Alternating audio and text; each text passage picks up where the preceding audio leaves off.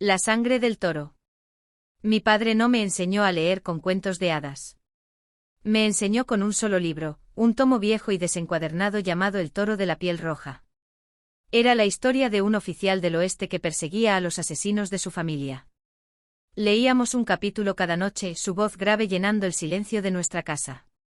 Nunca llegamos al final. Un día, el libro desapareció y poco después, mi padre también. Siempre supe que había algo torcido en él. No solo por la forma en que mi madre me miraba a veces, con una mezcla de lástima y miedo, susurrando palabras como esquizofrenia.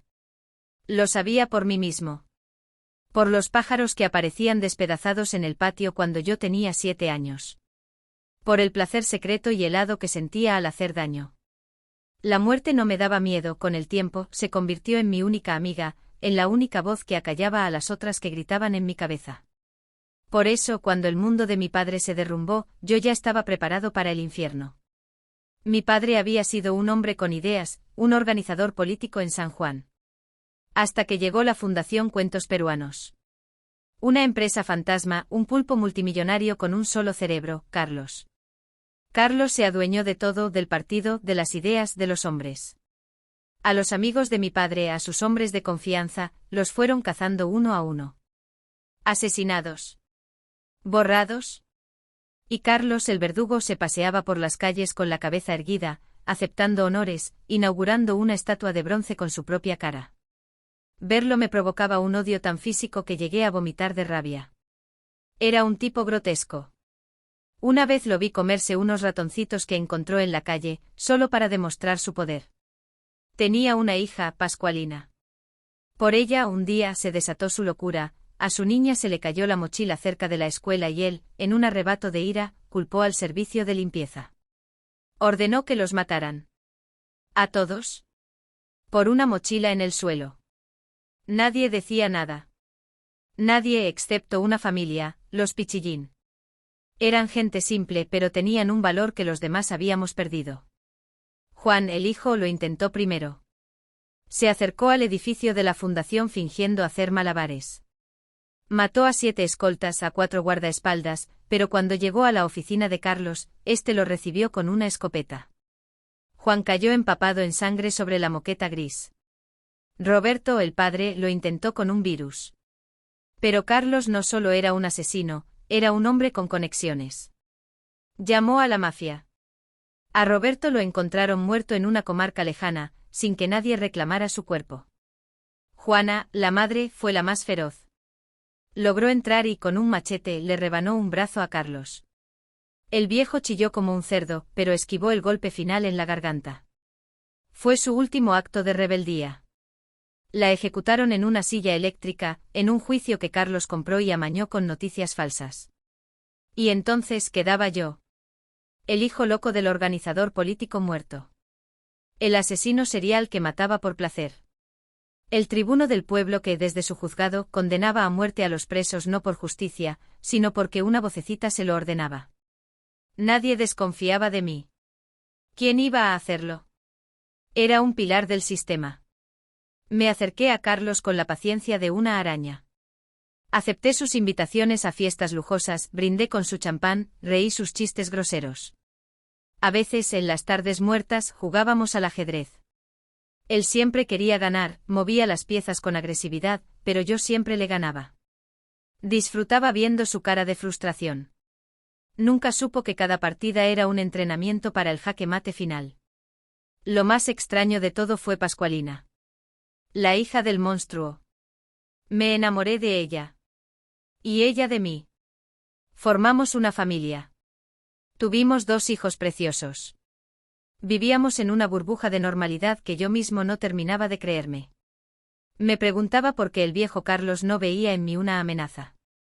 Tal vez su ego era tan inmenso que no podía concebir que el hijo de su enemigo jurado durmiera bajo su mismo techo. O tal vez simplemente no le importaba. Quizás yo solo era una pieza más en su tablero. La verdad me golpeó donde más duele, en los recuerdos de mi padre. Un viejo rumor, enterrado durante décadas, resurgió de las alcantarillas del pueblo. Decían que mi padre, el hombre que me dio de comer, el que me leía el cuento del toro, había sido un asesino de niños. Un descuartizador. Un ser que maldecía a Dios. El rumor me destrozó. Pero también decía que tenía un corazón de oro. ¿Cómo podían convivir ambas cosas? No pude dormir hasta descubrirlo. Y lo que hallé era una historia más antigua y más podrida que la mía. Carlos, el dueño de la fundación, era mi abuelo. El padre de mi padre. La historia era simple y terrible. Carlos había maltratado a mi padre desde niño, lo había torturado, había roto su mente. Mi padre creció con esos traumas, con esa rabia, y la única forma que encontró de canalizarla fue, durante un tiempo, la violencia más brutal. Pero luego, por un milagro, conoció a mi madre y logró construir algo. Superó sus demonios. Y fue entonces cuando Carlos, al ver que su hijo ya no sufría, que era feliz, sintió una cólera inmensa. No soportaba que su víctima hubiera escapado de su sombra. Y por eso lo destruyó. Por eso mató a sus amigos. Por envidia. Perdí todo deseo de venganza. Ya no importaba. Solo quería huir. Llevarme a Pascualina y a mis hijos lejos de esa telaraña de locura y sangre. Comenzar de cero en Perú, en cualquier parte. Pero Carlos, mi abuelo, apareció en la puerta de mi casa. Cojeaba, le faltaba un brazo, pero en la mano que le quedaba sostenía un revólver. Sonreía con la misma mueca maliciosa con la que debió mirar a mi padre cuando era niño. ¿Te crees diferente?, dijo. La sangre del toro es espesa. Tú eres igual que él. Y yo tengo que terminar lo que empecé. No pensé. Actué. Me abalancé sobre él. Lo agarré del cuello con una furia que no sabía que tenía. Pero él, con una fuerza sobrehumana, me tumbó al suelo de un golpe. El revólver apuntó a mi cara. Con la mano libre agarré la taza de café de la mesa y se la lancé. El licor hirviendo le cegó. Gritó y el disparo se perdió en el techo. Sentí un escozor en el brazo, la bala me había rozado. Mientras él se retorcía, ciego de dolor, corrí hacia la cocina. Agarré el cuchillo de carnicero. Cuando volví él se estaba levantando, maldiciendo, buscándome a ciegas. No dudé. Le hundí el cuchillo en el pecho. Hasta la empuñadura. Carlos, mi abuelo, el asesino de mi padre, el dueño de todo, murió desangrado en el suelo de mi sala, junto a los juguetes de mis hijos. Su sonrisa se borró para siempre. Pascualina llegó segundos después con los niños. Gritó.